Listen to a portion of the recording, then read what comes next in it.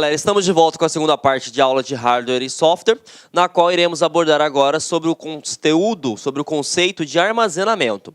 Bom, quando se trata de armazenamento, pode-se cobrar duas coisas.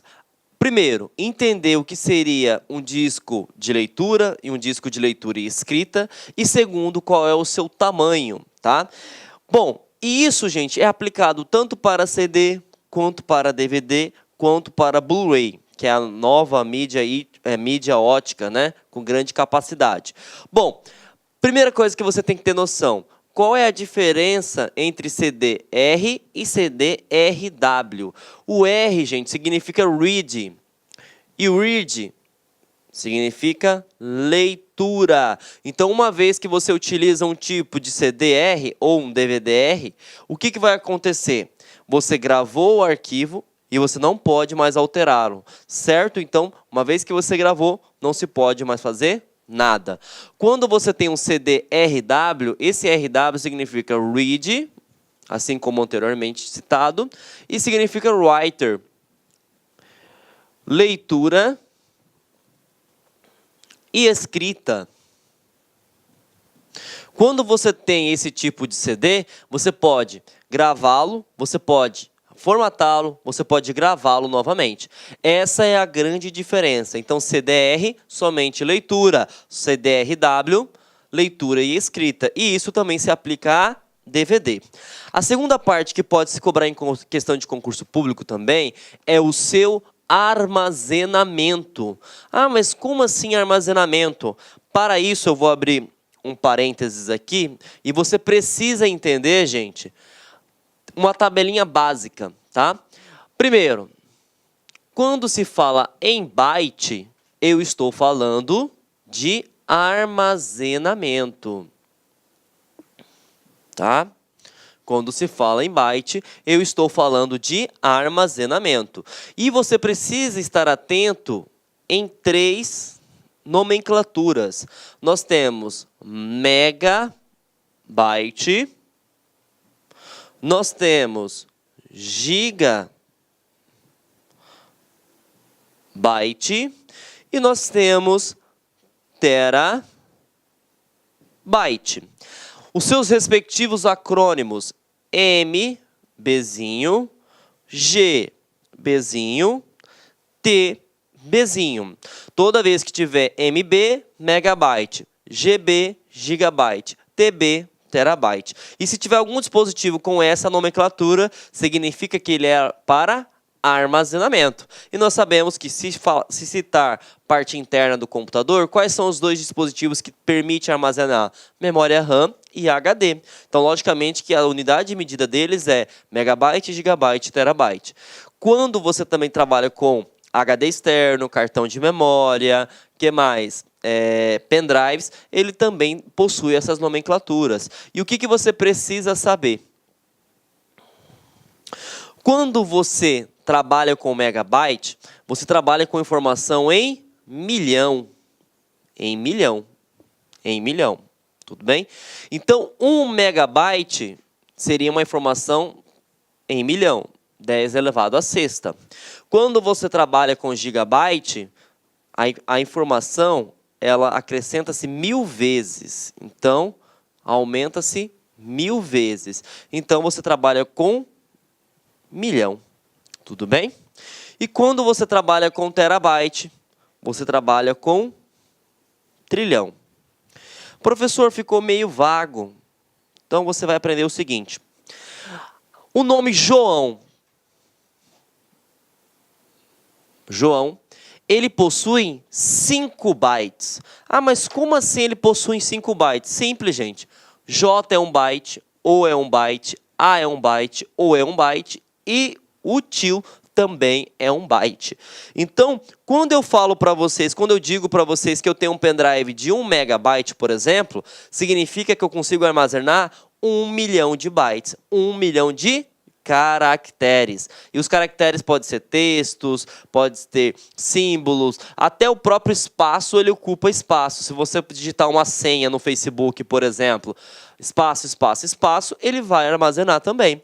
Então, quando eu tenho um pendrive de 1 GB, eu consigo armazenar 1 milhão de bytes.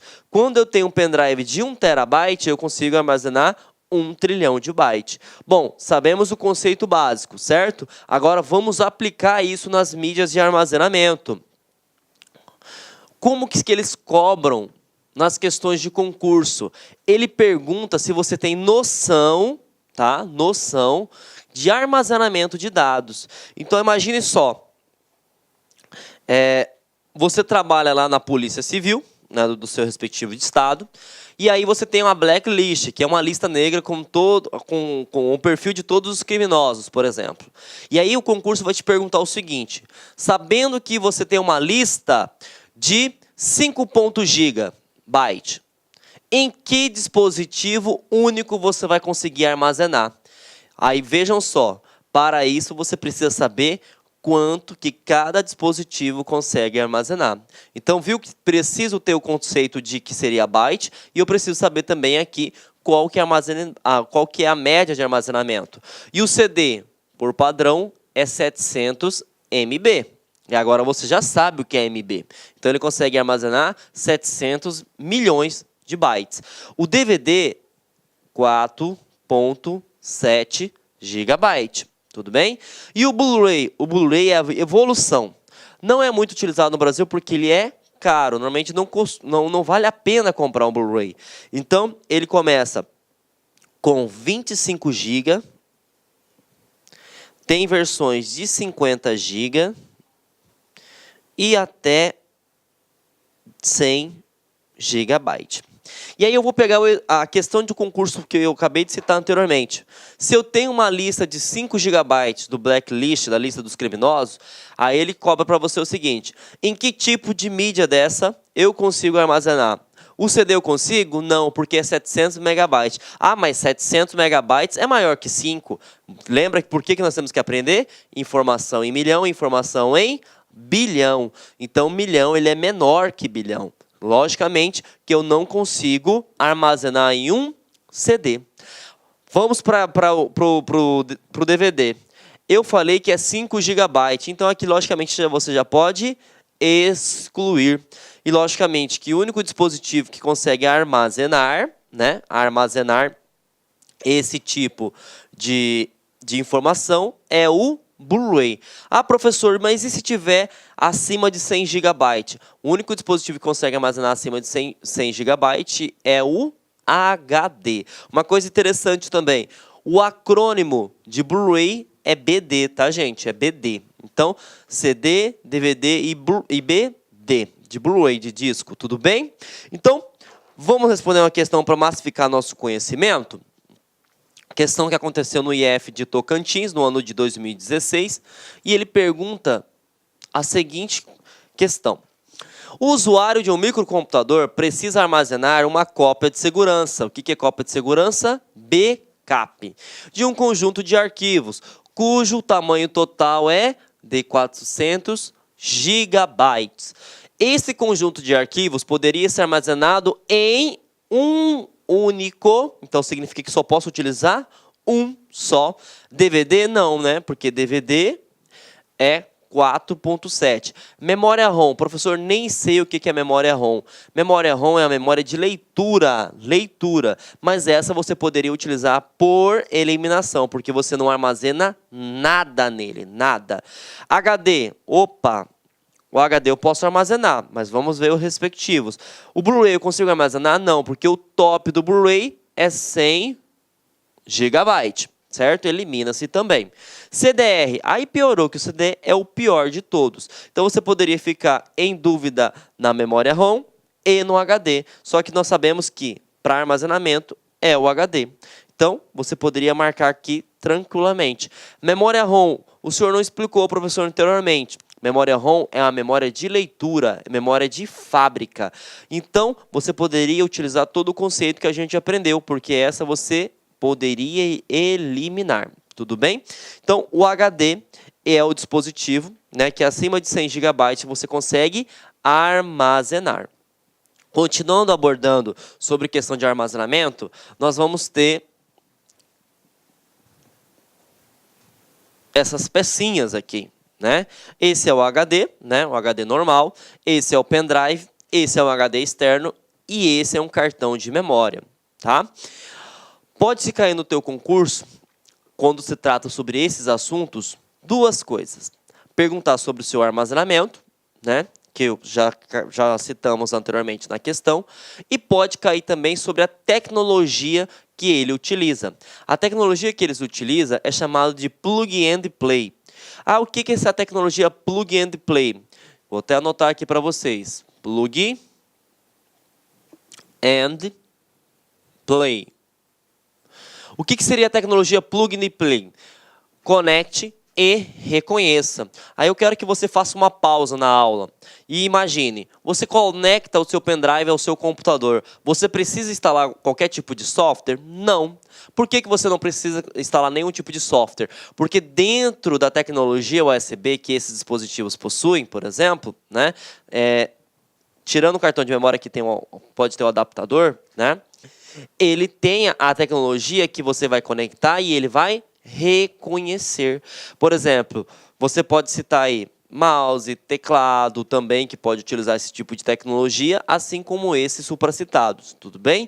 Então, ele tem essa tecnologia que você conecta ao seu computador e ele já reconhece automaticamente. Outro conceito que pode se cobrar. Existe um limite para armazenamento de dados, de pastas? Não. As bancas costumam falar o seguinte, um pendrive só consegue armazenar 100 pastas. Isso está errado. Um HD só consegue armazenar 100 pastas. Não. O que define é a quantidade de armazenamento, que é aquela tabelinha que nós aprendemos anteriormente, gigabyte, terabyte. Então, se eu tenho 1 terabyte, nossa, eu posso armazenar 1 milhão, 1 trilhão de pastas, por exemplo, né? O que vai definir é o seu tamanho. Para massificar teu conhecimento, vamos responder essa questão, gente. Da Defensoria Pública do Estado de Roraima, né? A banca realizadora foi a FCC, e ela cobra o seguinte: os pendrives são dispositivos utilizados principalmente para armazenarem arquivos que podem ser transportados e manipulados em outros computadores. Os pendrives normalmente devem ser conectados a entradas PS2? Pelo amor de Deus, né? Nós aprendemos na primeira parte da aula de hardware que PS2 era para teclado e mouse. E para deixar mais errada a questão, ele fala que o gabinete é CPU. E muitas pessoas vão marcar essa questão, gente. Sabe por quê? Vai imaginar, bom, eu conecto o meu pendrive na CPU. E não é na CPU, porque CPU é o processador. Então, essa está completamente errada, tudo bem? Vamos para a próxima? Não podem ser formatados, ou seja, não poderão ser mais usados quando ficarem cheios. Bom, quer dizer que você tem um pendrive na sua casa, você conectou no computador, está cheio, não consegue mais utilizar nada. Você perdeu o pendrive, vai jogar ele fora? O que você faz? Você pega o arquivo que você não utiliza mais, faz um backup ou exclui e coloca novos arquivos. Então, você também pode eliminar essa questão. Bom, são reconhecidos automaticamente ao serem plugados ou ao serem conectados. Opa, liga o sinal de alerta, porque essa aqui até então está correta. Mas concurso público, gente, você não pode parar na terceira assertiva, você tem que ir em todas. Por quê? Pode haver questões que está 50%, outras questões 75% e outras questões 100%. Então você tem que verificar as outras alternativas. Bom, a próxima alternativa fala o seguinte: podem conter no máximo 50 pastas. Aí eu já paro. Por quê? Eu expliquei para vocês que não tem quantidade. O que vai mandar é o seu armazenamento. Se eu tiver um pendrive muito grande, eu posso colocar 100, 200, 300, enfim. Então você já pode eliminar também. E aí, substitui os HDs. Aí eu já paro na hora. Por quê? Porque o dispositivo de armazenamento ele fica externo, ele não fica interno no computador. Ou você já parou alguma vez e falou o seguinte: bom, eu não quero mais usar o HD da minha máquina, eu não gosto mais do HD. Vou tirar ele, vou botar um pendrive. Gente, não tem como fazer um negócio desse, certo? Então, você pode eliminar essa aqui sem olhar, tudo bem? Então, logicamente, que sobrou quem? São reconhecidos automaticamente ao serem plugados, tudo bem? Outra coisa importante quando se trata de pendrive, ele pode falar o seguinte, que o pendrive é interno. O pendrive não é interno, o pendrive é externo, tudo bem? Bom, então, gabarito alternativa C.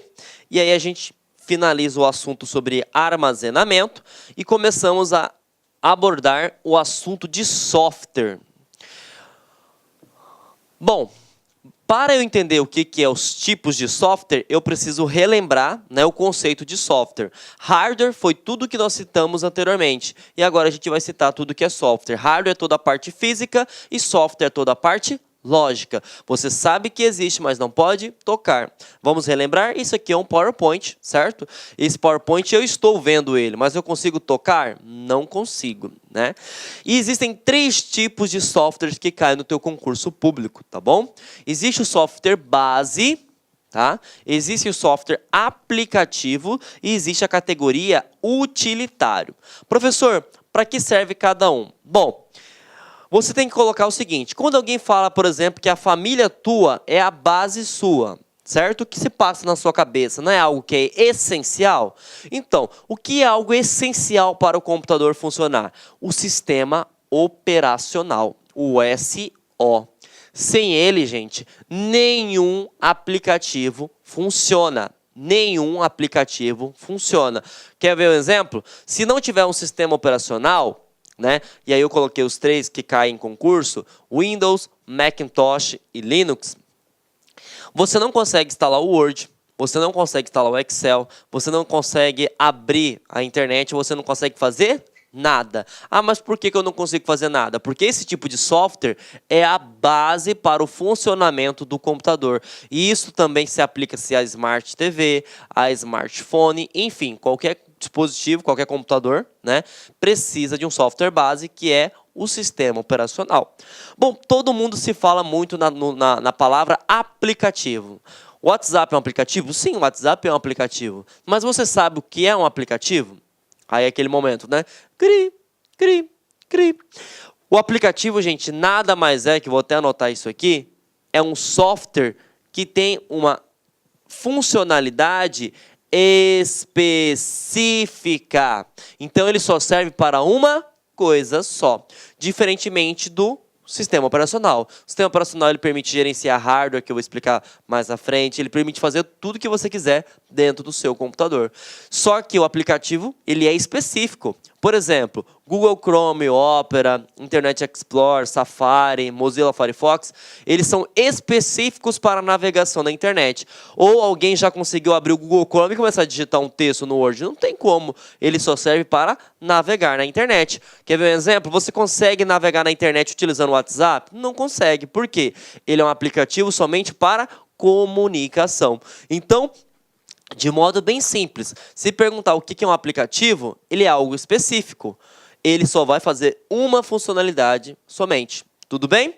E nós temos os utilitários. Para que serve um utilitário? Utilitário, gente, ele serve para proteger ou melhorar o funcionamento do seu computador. E aí nós podemos citar aplicativos, na verdade, softwares de backup. Ah, o que é backup? Cópia de segurança. Por exemplo, o software que permite que você salve os arquivos do seu computador em outra máquina ou na nuvem, ele está protegendo o seu computador. Se acontecer algum incidente, algum sinistro, você não vai perder as informações. Outro exemplo de softwares utilitários. Compactadores de arquivos, na qual a gente pode colocar WinRAR, WinZip. Ah, o que seriam esses compactadores? Imagine só, você tem aqui uma sala de 10 metros quadrados. Você tem que procurar essa caneta. Você vai conseguir encontrar essa caneta, certo? Só que ele vai demorar um pouquinho de tempo. Agora, imagine se você pega essa mesma sala e diminua ela em 5 metros. Certo? E você tem a mesma caneta. Você vai conseguir encontrar ela? Vai. Só que o espaço é menor e você consegue manipular ela de forma mais coerente. Para que servem os compactadores agora aplicando o conceito que eu acabei de falar para vocês? Normalmente e-mails, né? Ele tem um tamanho, acredito eu, creio eu, que seja 5 megabytes. Então se eu tenho uma foto de 7 megabytes, né, eu não consigo enviar por e-mail. Então o que eu preciso fazer para enviar essa foto via e-mail? Eu preciso compactá-la, utilizando um aplicativo de compactação, que nós podemos colocar aqui WinRAR, WinZip, né?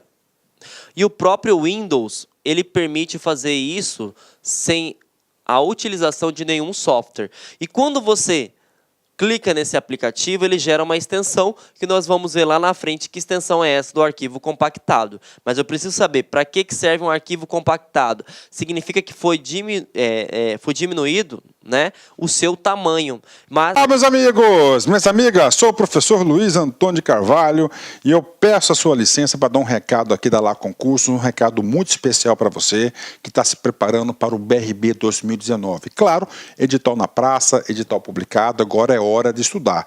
E nós, aqui da Lá Concursos, nós elaboramos um super curso, um curso muito competitivo para este certame. E pode ter certeza absoluta, se você assistir todas as nossas videoaulas, você vai estar muito, mas muito competitivo para o dia da prova.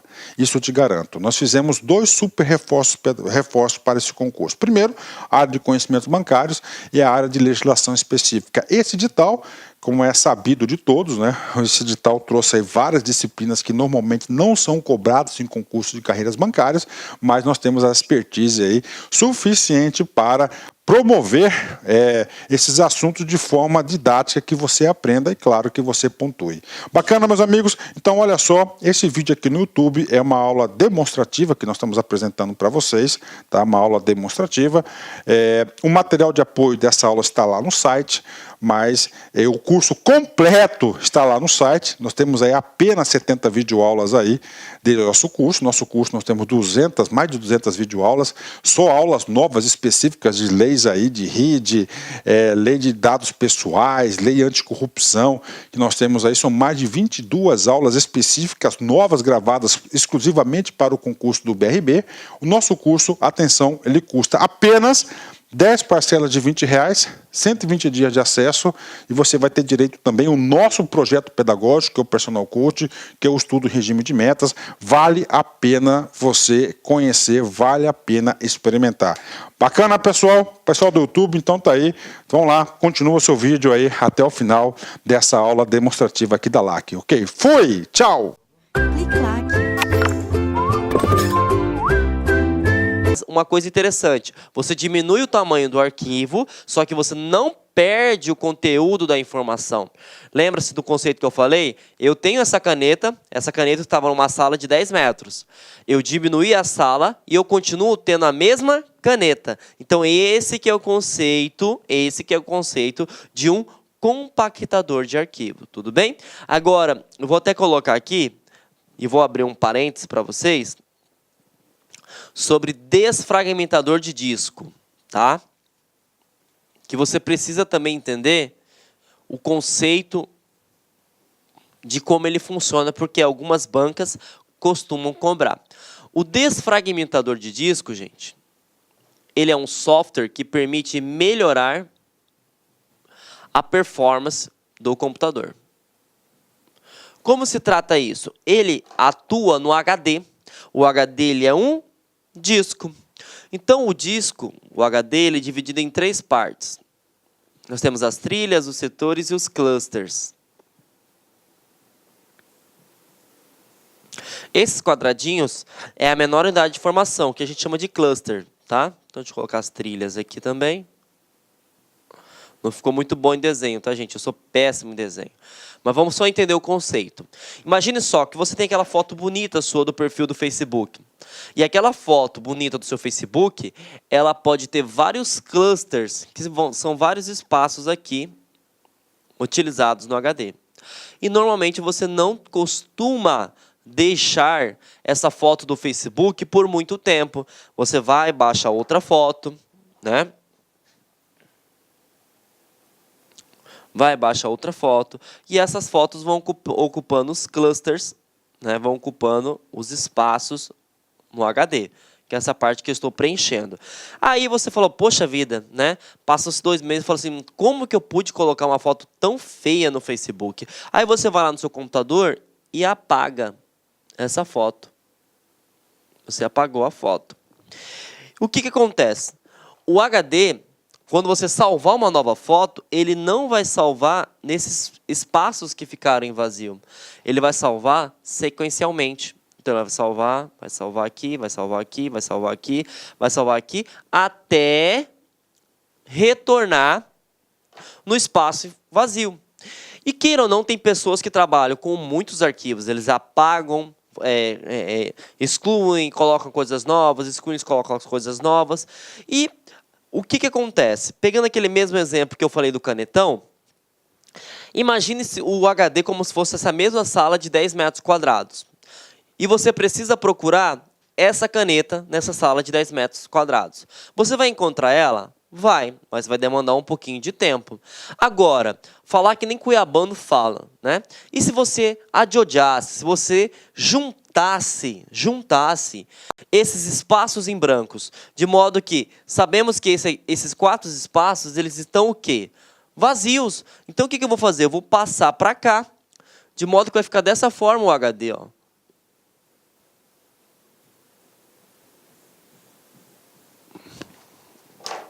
Então agora eu não vou ter esse espaço vazio, eu vou ter todo esse espaço preenchido, certo?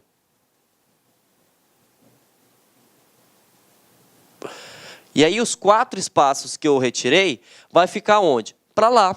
Então quando o HD passar a sua procura, ele vai procurar em todos os lugares preenchidos, todos os lugares preenchidos, todos os lugares preenchidos.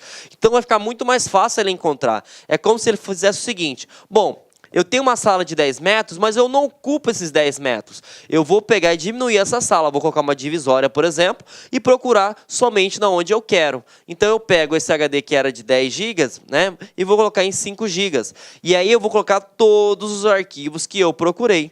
Então o que acontece? Não vai ser mais fácil você achar esse canetão numa sala de 5 GB? Com certeza vai, do que eu procurar numa sala de 10, porque eu teria mais espaço para procurar.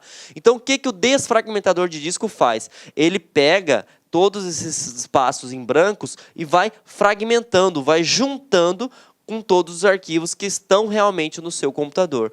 Então, essas lacunas que são deixadas em branco no HD são o quê? Eliminadas. Então, isso facilita na procura dos dados. E é isso que faz o desfragmentador de disco. Ele faz uma limpeza do disco, de certa forma. Ele vai juntando os espaços em branco. Tudo bem, gente? Então,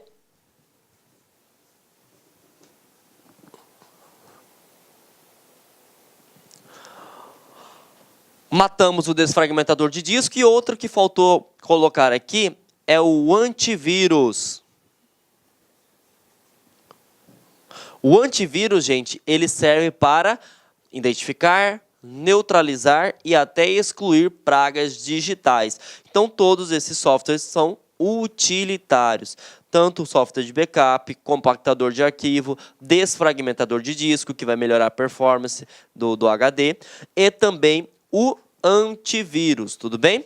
Então, vejam que não existe só um tipo de software. Existem categorias de software. Software base é essencial para o funcionamento do computador. Aplicativos são específicos. E utilitários permite melhorar ou proteger o computador. Tudo bem? Agora eu vou explicar sobre o sistema operacional que ele cobra também, tá? Essa parte. Ele pode perguntar: que categoria é o sistema operacional? E você já sabe que o sistema operacional ele é um software base. E ele pode perguntar também, gente, para que serve um sistema operacional? Um sistema operacional tem 2 funções, tá? 2 funções básicas. Eu chamo de IHC. Professor, o que significa IHC? Interação humano-computador. Então, o sistema operacional, para você ficar com fácil compreensão, ele é um tradutor, gente. Ah, professor, mas como assim tradutor? Simples. Você é o usuário, né? Você é o homem. Você entende binário? Professor, nem sei o que o senhor está falando. O computador ele entende uma informação só, 0 ou 1. Essa linguagem é chamada de binário. E quando você vai abrir o Facebook, quando você vai abrir o site da LAC, você digita 0 e 1? Não. Ah, eu digito eu clico no ícone, eu digito a URL, texto, e ele abre para mim. Então, quem está fazendo essa tradução? É o sistema operacional. Ele pega a sua informação, converte para binário e manda para a máquina, para o computador executar. Ela pega, executa em binário e transforma em interface gráfica e manda para ti. Então, se não fosse o sistema operacional, nós teríamos que aprender a linguagem binária. Então, vejam só como ele é importante. Ele faz a interação entre o homem e o computador. Bom, além de fazer a interação entre o homem e o computador, o sistema operacional também ele é responsável por gerenciar. E ele gerencia o que, professor João Kleber? Ele gerencia todo o hardware e todo software que existe no seu computador. Então, digamos o seguinte, se a impressora está conectada ao seu computador, é porque o sistema operacional está gerenciando ela. Se o mouse está conectado ao seu computador, é porque o sistema operacional está gerenciando ele também. Se você consegue instalar o Word, é porque o sistema operacional está gerenciando. Se você consegue conectar à internet, é porque o sistema operacional está gerenciando. Agora melhorou para você entender o porquê que o sistema operacional é chamado de um software base. Porque simplesmente, gente, ele faz tudo para você. E existem 3 sistemas operacionais que mais cobrem concurso. Nós temos o Windows, o Macintosh e o Linux. Tudo bem? Então, aprendemos aí para que serve o sistema operacional. Ele serve para fazer a comunicação entre você e a máquina. Ele faz a interação gráfica e ele converte em binário para a máquina executar. Ela transforma em binário, ela faz o processo inverso. Além disso, ela faz a parte de gerenciamento. Mas ela gerencia apenas uma coisa? Não, gente. Ele gerencia tudo que for de hardware e tudo que for de software. Tudo bem? Vamos responder uma questãozinha para massificar nosso conhecimento agora. Deixa eu apagar aqui para facilitar a visualização de vocês.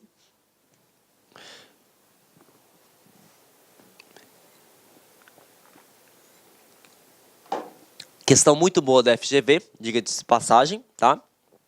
Bom, e ele fala o seguinte: sistemas operacionais, a exemplo do Windows, possuem funções e características que os distinguem de outros tipos de software. Bom, as opções a seguir apresentam funções típicas de um sistema operacional. A exceção, pelo amor de Deus, olhe a interpretação de texto. Exceção significa que não é. Tudo bem? Então, muita gente passa o olho e não visualiza isso. Porque aqui vai ter várias funções do sistema operacional. Então, o cara vai ler a primeira, vai ver que essa é uma função do sistema operacional e já marca, sendo que não fez a interpretação adequada, tá? E isso não se aplica somente em informática não, tá, gente? Em qualquer disciplina. Fiquem atentos, porque eles colocam exceção, somente, a que não é, a incorreta. Tudo bem? Então, vamos seguir o conteúdo. O sistema operacional ele gerencia as permissões de acesso aos arquivos? Claro que sim. Se tem um arquivo dentro do computador, é porque existe sistema operacional. E se existe sistema operacional, ele gerencia sim. Só que ele pediu a exceção, aqui não é, então você elimina esta. Ela inicia os aplicativos? Com certeza sim. Os aplicativos não são software. E lembra, para existir o Word, eu não preciso de ter um sistema operacional? Sim, eu não tenho um Word, minto. Se não existe o Windows, se não existe Linux, se não existe Macintosh, eu não consigo ter o Word. Então você já elimina. Organiza e gerencia a utilização da memória principal. A memória principal, nós vimos na primeira parte, que é a memória RAM. E a memória RAM não é hardware? Sim. E ele não gerencia hardware? Sim. Então você elimina também. Permite o uso de periféricos como impressora e pendrives. Se não existe o Windows, você não consegue instalar a sua impressora. Se não existe o Windows, você não consegue abrir um pendrive. Então, logicamente que é função do sistema operacional. Então, você já pode eliminar. Realizar buscas na internet. É função do sistema operacional fazer busca na internet, gente? Não. Não. E graças a Deus. Porque a partir do momento que o sistema operacional fazer busca na internet, significa que ele tem vida própria, né? Então, ele tem vida própria? Não. Você, usuário que vai lá, senta no seu computador e faz a busca na internet. Tanto é que se você pegar 5, 10 anos atrás, muitas pessoas não tinham nem acesso à internet. E o computador, sim, trabalhavam, fazia edição de texto, fazia apresentação de slides, né? Então, essa é a exceção. Porque quem faz a busca na internet é o usuário. Tudo bem? Então, questão bem interessante da FGV. Tudo bem? Bom, já falamos sobre o que seria softwares e aplicativos, né? Falamos também sobre o que seria utilitários. E agora a gente vai abordar um assunto muito importante, que é a questão da extensão. E isso se cobra em questão de concurso público, tá? Bom, imagine só que fizesse uma pergunta, né? E perguntasse o seguinte: professor, como que eu sei que aquele arquivo é música? Como que eu sei que aquele arquivo é vídeo? Como que eu sei que aquele arquivo é perigoso? Eu não posso baixar da internet, tá? E outra coisa, é baixar, não é abaixar não, assim. Tudo bem, gente? É baixar. Bom, para isso, você vai aprender que quem define o que é esse arquivo é a sua extensão. E eu preciso decorar todas as extensões? Não, mas existem algumas que muito caem em concurso público. Tudo bem? Bom, existem algumas categorias, né? Faltou aqui a de imagem, que eu vou falar para vocês, vou abrir um parêntese só para isso. Principal.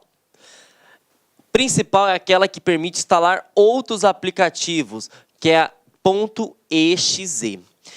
Em concursos, cai da seguinte maneira. Supondo que um usuário está recebendo um e-mail, e nesse e-mail tem um arquivo chamado joão.exe.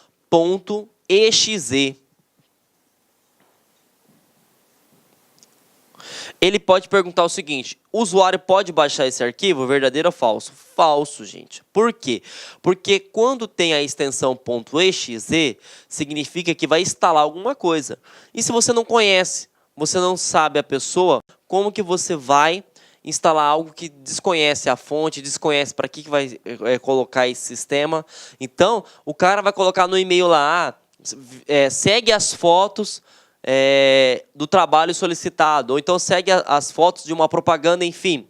E aí você tem que olhar lá o anexo, qual é a sua extensão. Então, muitas pessoas têm o hábito de ir clicando, e nós não podemos clicar antes de ler. Se for uma extensão .exe, gente, cai fora. Por que cai fora? Porque pode ser um vírus. Tudo bem? Normalmente, nenhum executável é permitido, né, por provedores de e-mail. Por quê? Por questão de segurança. Tudo bem? Bom, poderia também falar o seguinte: sabendo, né, que eu encaminhei um áudio, uma música, enfim, para o meu técnico. Como que ele sabe que ele pode baixar aquela música sem ter a preocupação de ser um vírus, por exemplo? Simples, olha a extensão. Se a extensão for .mp3, significa que é música. Pode também cair WMA, mas o campeão é .mp3. Então, quando você vê uma extensão .mp3, significa que ela é de música, de áudio.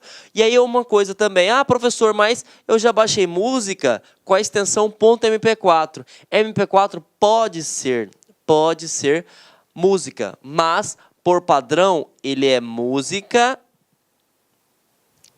e vídeo, tá? Ele é música e vídeo. E podemos ter MPEG também e o AVI, tudo bem? Lembra que eu citei sobre compactadores? Que a ideia é diminuir o seu tamanho? Esse aplicativo gera um arquivo.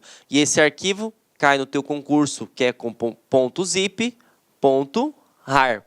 Toda vez que tiver um arquivo .zip ou um arquivo .rar, significa que ele foi compactado. impactado.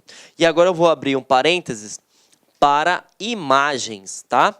Imagens pode ter bastante, tá, gente?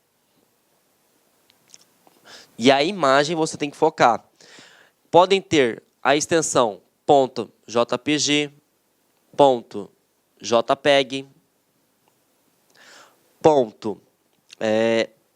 bitmap. Pode ter a extensão .png e uma que está caindo em concurso agora, que vocês adoram, sempre compartilham no WhatsApp, .gif. Tá? GIF é um tipo de imagem que tem uma animação. Tá? Então, isso cai quando se refere a imagem, JPG, JPEG, bitmap, PNG e .gif. Vamos agora abordar a parte do Word, que também é interessante, tá?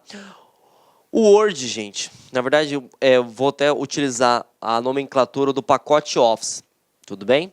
O pacote Office, ele tem várias versões, tá? Várias versões. Nós temos a versão 2003, 2007, 2010, 2013, 2016, que é a mais atual. E o que se cobra no concurso? Ele cobra o seguinte: se você entende qual é a extensão padrão de cada versão. E como tem muitas versões, eu desenvolvi um macete para vocês, tá bom? Vou até passar aqui para um slide branco, que você vai anotar o seguinte: até 2007, o Word era DOC, o Excel XLS e o PowerPoint PPT.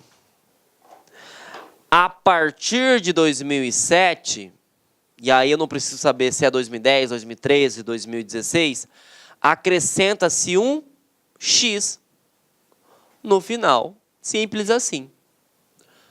Então quer dizer que agora, se for 2010, é DOC X. Se for XLS, XLS X. Se for PPT, PPT X. Tá? É isso que você precisa saber. Então, se ele perguntar qual é a extensão padrão, né, de um documento Word 2010, se é 2010, é a partir de 2007. Eu sei que 2007 é DOC, só acrescento o X, então DOC X. Qual que é a extensão padrão do Excel 2013? Bom, Excel eu sei que é XLS, mas se é a partir de 2007, XLS X. Ah, qual que é a extensão padrão do PowerPoint, né, 2016? Bom, PowerPoint eu sei que é PPT, mas se é a partir de 2007, eu acrescento o X. Simples assim. Pode cobrar também outra coisa importante, tá? Eles podem cobrar a seguinte forma: sabendo que você tem um arquivo que foi criado na versão 2007 do Word. Então, ele é .doc. Pode cobrar o seguinte: é possível abrir utilizando a versão atual do Word?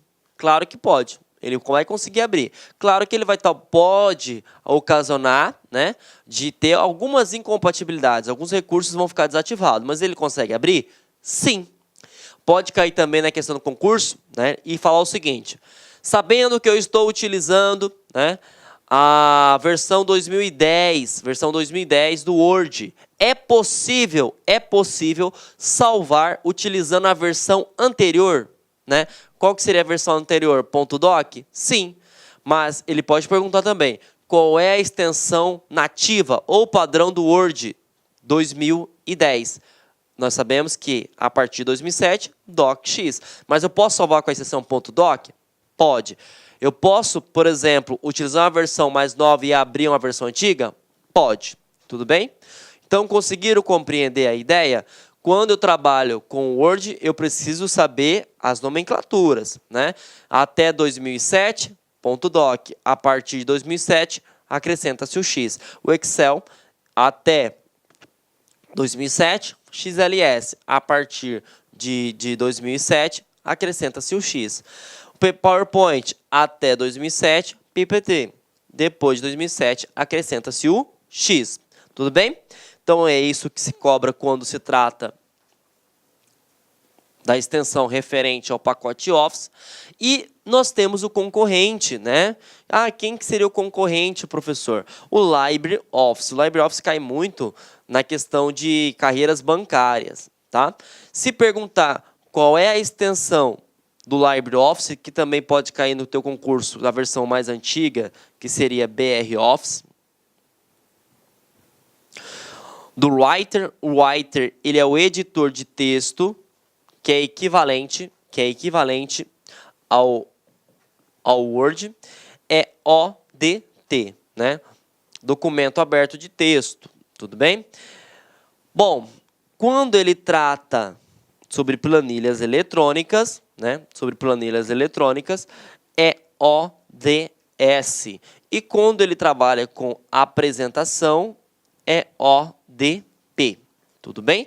Normalmente ele não cobra a questão de extensão para o LibreOffice, porque as bancas partem do princípio que todo mundo, né, utiliza a suíte da Microsoft, tudo bem?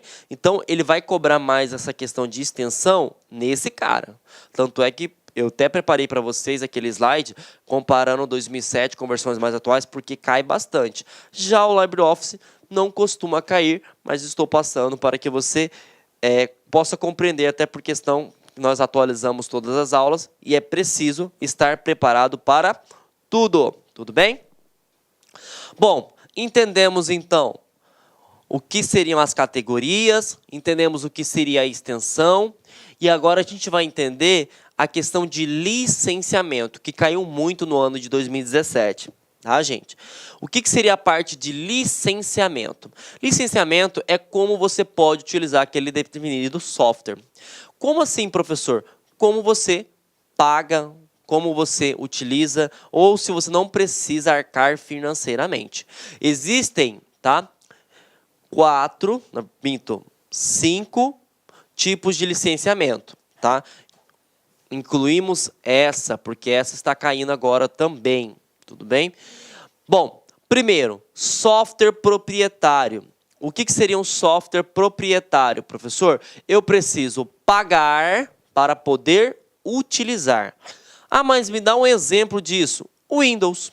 E aí muita gente erra essa questão porque utilizam a seguinte terminologia, tá? Bom, eu não paguei pelo Windows na minha casa, professor. Bom, se você não pagou para utilizar o Windows na sua casa, eu vou abrir uma palavrinha mágica aqui, ó. Cracker. Professor, o que é cracker? Bom, se você não sabe o que é cracker, você sabe que é hacker, né? E normalmente, quando alguém coloca essa terminologia na sua prova, todo mundo erra. Porque todo mundo parte do princípio... Olá, meus amigos, minhas amigas, sou o professor Luiz Antônio de Carvalho e eu peço a sua licença para dar um recado aqui da Lá Concurso, um recado muito especial para você que está se preparando para o BRB 2019. Claro, edital na praça, edital publicado, agora é hora de estudar. E nós, aqui da Lá Concursos, nós elaboramos um super curso, um curso muito competitivo para este certame. Pode ter certeza absoluta, se você assistir todas as nossas videoaulas, você vai estar muito, mas muito competitivo para o dia da prova. Isso eu te garanto. Nós fizemos 2 super reforços para esse concurso. Primeiro, a área de conhecimentos bancários e a área de legislação específica. Esse edital, como é sabido de todos, né? Esse edital trouxe aí várias disciplinas que normalmente não são cobradas em concursos de carreiras bancárias, mas nós temos a expertise aí suficiente para promover esses assuntos de forma didática que você aprenda e, claro, que você pontue. Bacana, meus amigos? Então, olha só, esse vídeo aqui no YouTube é uma aula demonstrativa que nós estamos apresentando para vocês, tá? Uma aula demonstrativa. O material de apoio dessa aula está lá no site. mas o curso completo está lá no site. Nós temos aí apenas 70 videoaulas aí do nosso curso. Nosso curso nós temos mais de 200 videoaulas, só aulas novas específicas de leis aí, de RID, lei de dados pessoais, lei anticorrupção, que nós temos aí, são mais de 22 aulas específicas, novas, gravadas exclusivamente para o concurso do BRB. O nosso curso, atenção, ele custa apenas 10 parcelas de R$20, 120 dias de acesso, e você vai ter direito também ao nosso projeto pedagógico, que é o Personal Coach, que é o estudo em regime de metas. Vale a pena você conhecer, vale a pena experimentar. Bacana, pessoal? Pessoal do YouTube, então tá aí. Vamos lá, continua o seu vídeo aí até o final dessa aula demonstrativa aqui da LAC, ok? Fui! Tchau!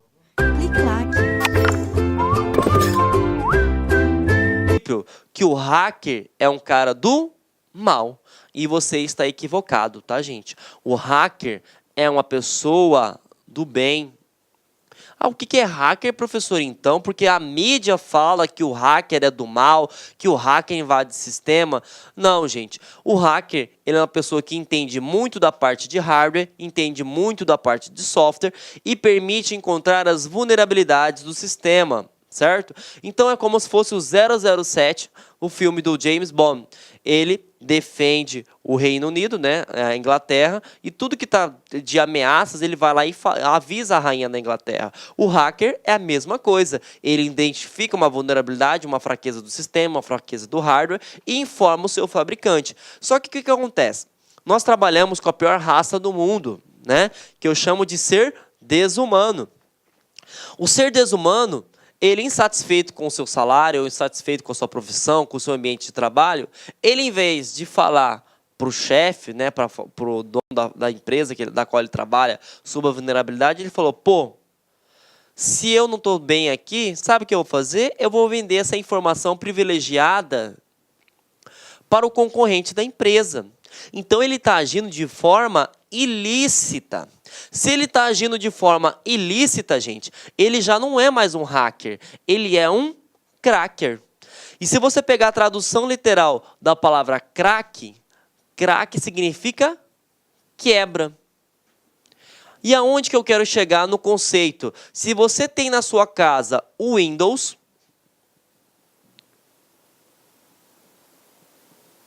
e não paga por ele, você é um cracker, porque você quebrou o sistema. Ah, mas não foi eu, mas você é cúmplice também, porque você sabe que o Windows ele é um software proprietário. Para poder utilizar, eu preciso pagar. Tudo bem? Então, sabemos o que é um software proprietário e sabemos também que ele pode cobrar esse conceito na prova. Tá? Hacker e cracker. Hacker é uma pessoa do bem, cracker é uma pessoa do mal. Então, quando ele age de forma ilícita, ele já não é mais um hacker, ele é um cracker. Então, fiquem atentos com esses dois conceitos, porque muitas pessoas, quando veem a palavra hacker, já automaticamente pensa o que a mídia fala. E aí é uma coisa importante salientar, gente, o que a mídia fala nem sempre é verdade. Pesquisem em sites interessantes, que eu posso recomendar para vocês, Olhar Digital, Tecmundo, né, Tech Tudo. Pesquisem em revistas info, tá? Por quê? Porque às vezes você está aprendendo uma coisa, em redes sociais também, não é 100% verdade. Você tem que pesquisar, conversar com pessoas que entendem da área, para que você não seja influenciada. Isso cai também na área de atualidades. Tá? Na área de atualidades. Então, fiquem atentos. Quem é o do mal é o cracker. Quem age de forma ilícita é o cracker. Tudo bem? Bom, então sabemos que o software proprietário, eu preciso pagar para poder utilizar. Caiu uma questão, salvo engano, no ano de 2016, a seguinte forma. Bom, então, eu sou um hacker, eu vou lá e pago pelo sistema, né? Professor, eu posso mudar o nome do Windows para, por exemplo, João Windows? Claro que não. Eu tenho acesso ao Windows para poder utilizar. Eu não tenho acesso a direitos autorais, eu não tenho acesso a muitos, nem eu consigo verificar como foi feito esse software. Eu só tenho acesso a uso. Vou até colocar aqui, acesso a uso. Tudo bem? Bom, eliminamos já a primeira e vamos para a próxima, freeware. O free vem de gratuito, então significa que é um software que você pode utilizar de forma gratuita. Um exemplo disso, Gmail.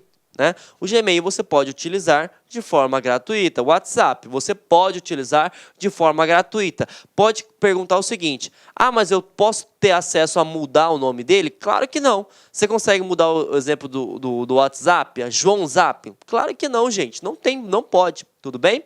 Então, o uso aqui, ele é gratuito. Tudo bem? Bom, e aí vamos para uma nova categoria que foi incluída nesse ano de 2018 para vocês, porque está se cobrando e muito nos concursos. O tipo de licenciamento shareware. Mas o que seria o shareware? O shareware significa o seguinte: quem tem Spotify, quem tem Netflix, por exemplo, né, ele sabe que ele tem um tempo limite para poder utilizar. É como se fosse uma versão de teste. Né? Esses tipos de software, ele quer que a pessoa veja, goste e fique com a empresa. Antivírus utiliza demais esse tipo de licenciamento, porque a pessoa viu que gostou, que o software é muito bom, né? E depois, determinado 30 dias, por exemplo, ele tem que pagar para poder ter acesso. Então, o que você precisa saber para concurso? Que ele tem um limite. Depois desse limite, você tem que arcar financeiramente, tudo bem? E outra coisa, assim como o freeware, é somente o uso, tudo bem? Somente o uso. Então, eu utilizo, por exemplo, Netflix durante 30 dias. Após esses 30 dias, eu preciso pagar. Se eu não pagar, eles cortam todas as funcionalidades, tudo bem? Bom, software livre. O software livre, gente, eu vou abrir um parênteses aqui. Eu vou apagar aqui para facilitar o entendimento.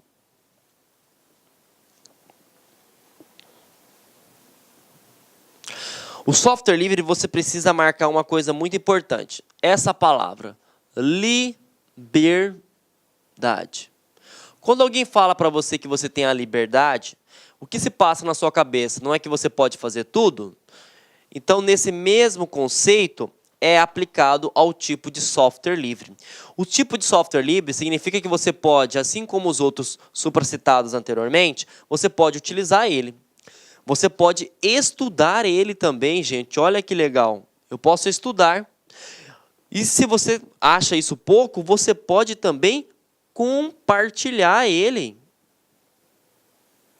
E se você acha isso pouco, você pode melhorar ele ainda. Ah, professor, mas eu não conheço nenhum software que eu posso utilizar, que eu posso estudar, que eu posso compartilhar e que eu posso melhorar ele. Bom, você vai aprender que cai no concurso, sim. E esse software é chamado de Linux. Tá? O Linux quer dizer, professor, que eu posso estudar? Sim, mas como que seria esse estudo? Ficou muito vago para mim. Para você entender isso, atrás dessa televisão existe uma parede. E essa parede, ela é composta por tijolos, certo? Ah, mas e aonde que eu quero chegar? Que o conjunto de tijolos forma a parede. E um software, gente, ele é formado por fonte, código-fonte. Então, um conjunto de código-fonte, ele forma um sistema. Então, como que eu estudo? Você tem acesso a todo o código-fonte. Olha que legal. Então, para pessoas que são técnicas ou entusiastas, você pode utilizar e estudar o código-fonte. Tudo bem? Bom, e se não bastasse isso, você pode compartilhar. Por exemplo, eu, João Kleber, posso disponibilizar para vocês o Linux de forma gratuita. Certo? Então quer dizer que eu posso compartilhar. Agora eu pergunto para você, eu posso compartilhar o Windows que está instalado na minha máquina para vocês? Não, porque ele é utilizado de forma comercialmente. Eu só tenho acesso a uma licença, não tenho acesso a várias licenças. O Linux eu posso compartilhar para quem eu quiser. E eu também posso melhorar, gente. Para quem não sabe, se você desenvolve ou domina a parte de programação, né? Você pode baixar à internet o arquivo do código-fonte, você pode melhorar e encaminhar para a comunidade de programadores e eles vão analisar realmente se você está agindo de forma lícita, né? Porque tem muita gente que age de forma ilícita para denegrir a imagem do Linux, enfim. Bom, então você pode, tá, utilizar esse conceito, tudo bem? Bom, então a liberdade do software livre, né, do SL, se dá nisso. Eu posso usar, eu posso estudar, eu posso compartilhar e eu posso melhorar. Ah, mas quem que eu posso fazer isso? O Linux. E outra coisa, então quer dizer que qualquer pessoa pode melhorar, o Linux é ruim. E aí é que você cai do cavalo, gente, porque, para quem não sabe, hoje nós temos 3 tipos de software. Nós temos o Windows, o Linux e o Macintosh. O Linux, ele é o melhor sistema operacional do mundo. Tá? E aí é uma coisa interessante, né? 92% do mundo utiliza o Windows, 5% utiliza um Mac e somente 3%, gente, utiliza Linux. E nas bancas, sabe o que eles costumam colocar? Como muita gente utiliza Windows e poucas pessoas utilizam Linux, né? Ele fala o seguinte, que o Linux, porque é software livre, ele é ruim. Que o Linux, porque ele é pouco utilizado, ele é ruim. E isso é uma mentira. Por que que é uma mentira? Porque hoje ele é mais rápido, mais leve e até mais seguro que o Windows. Então, fiquem atentos a nisso. Software livre não é porque você pode fazer tudo, que significa que ele é ruim. Existe uma comunidade trabalhando por trás disso para encontrar melhorias, para encontrar bugs que a gente chama de erro. E aí tem uma coisa que cai também. Por ele ser um software livre, né, ele tem um gasto. Por ele ter um gasto com programadores, um gasto com pessoas para verificar se está funcionando tudo bem. E aí eu falei para vocês que eu posso compartilhar o Linux para vocês, certo? Se eu compartilho, por exemplo, o Linux através da internet, você está utilizando os seus recursos, você está utilizando o seu computador, você está utilizando a sua internet. Agora, imagine só que você queira ter acesso ao Linux na sua casa através de um CD ou um DVD. Então, para isso, eu vou ter que ter um gasto. Né? Eu vou ter que ter um gasto com mídia, eu vou ter que ter um gasto com transporte, né? Com a questão de locomoção, translado. Então eu posso, por exemplo, e o Linux faz isso, ele coloca um custo da manutenção, um custo da distribuição, né? Para quê? Para que ele consiga alimentar tudo isso para você. Então, nem sempre o software livre ele é gratuito. Dependendo de como você tem esse software, ele vai colocar um valor. Mas, gente, esse valor é irrisório se você comparar o valor que você paga na licença do Windows. Tudo bem? Então, sabemos para que só serve um software livre. Eu vou utilizar esse mesmo slide aqui que nós criamos para ficar fácil do entendimento. Nós temos uma outra comunidade, uma outra categoria, que é chamado de código aberto. Tá? O código aberto, ele é como se fosse uma ramificação, tá? Fosse parte do software livre. Só que o software livre, você tem acesso a 4 liberdades, você tem acesso a tudo. E o código aberto, professor, o que eu tenho acesso? Somente a 2 liberdades. Eu posso usar e eu posso estudar somente. Tá? Há um exemplo de um software com código aberto, o Mozilla Firefox. Então eu posso ter acesso a usar o Mozilla Firefox e eu posso ter acesso a como é que ele foi desenvolvido, por exemplo. Tá ok?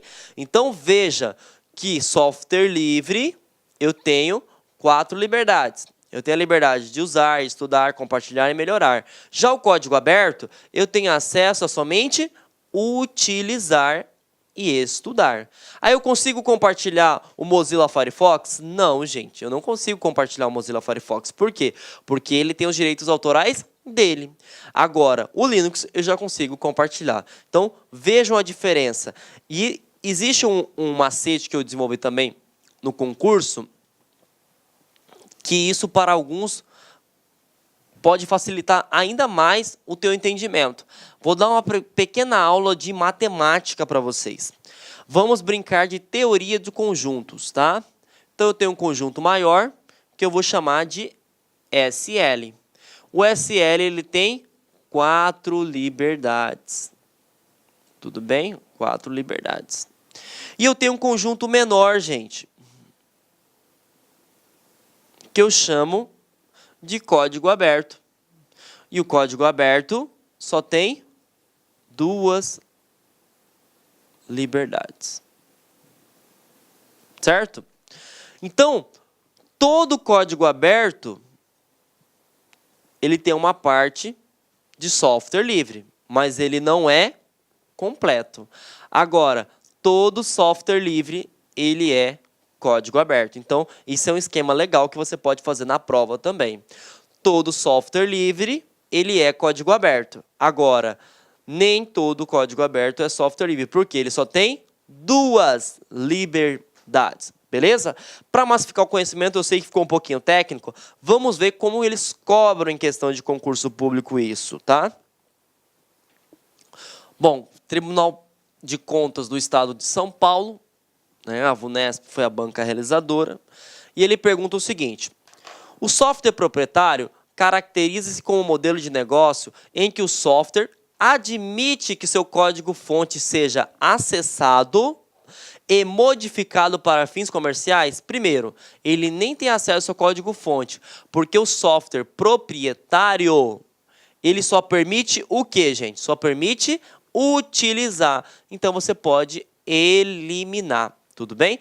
Quem tem acesso ao código-fonte é um tipo de software chamado de código aberto.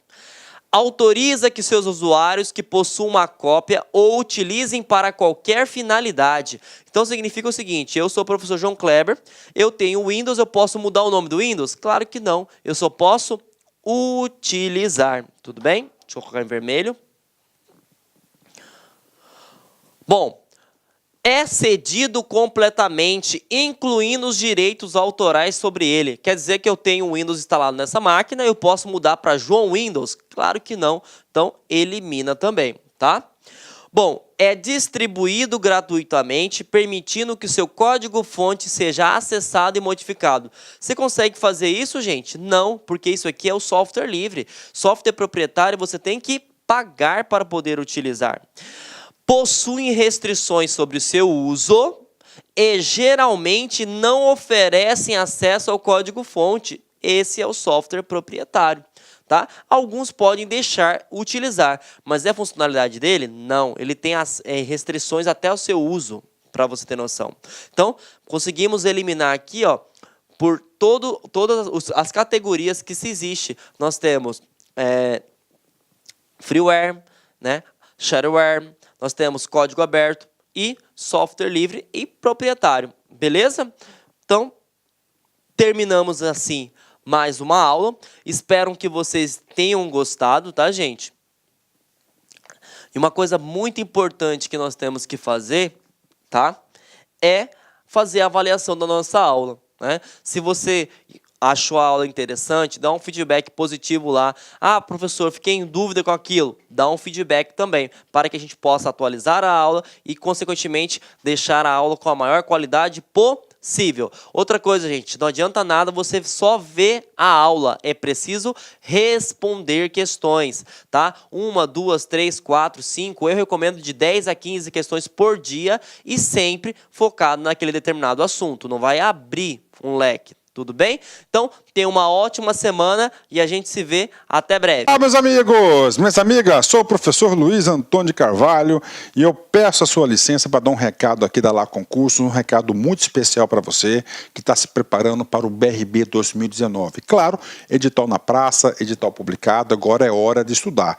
E nós, aqui da Lá Concursos, nós elaboramos um super curso, um curso muito competitivo para este certame. Pode ter certeza absoluta, se você assistir todas as nossas videoaulas, você vai estar muito, mas muito competitivo para o dia da prova.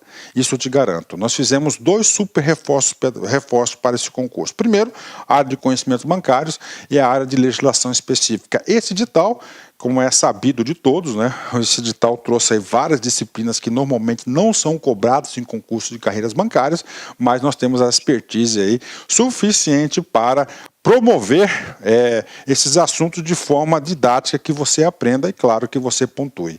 Bacana, meus amigos? Então, olha só, esse vídeo aqui no YouTube é uma aula demonstrativa que nós estamos apresentando para vocês, tá? Uma aula demonstrativa.